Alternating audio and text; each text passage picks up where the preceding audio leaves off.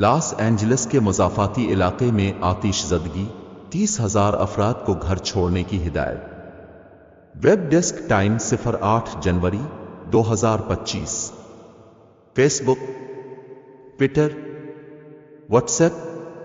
لاس Angeles کے مضافاتی علاقے میں آتش زدگی، 30,000 افراد کو گھر چھوڑنے کی ہدایت۔ 10 ایکڑ پر لگنے والی آگ تیز ہواؤں کے باعث اب 3,000 ایکڑ تک پھیل چکی ہے، میڈیا رپورٹس فوٹو۔ غیر ملکی میڈیا۔ امریکی شہر لاس اینجلس کے مضافاتی علاقے میں موجود جنگلات میں لگنے والی آگ تیز ہواؤں کے باعث 3,000 ایکڑ تک پھیل گئی۔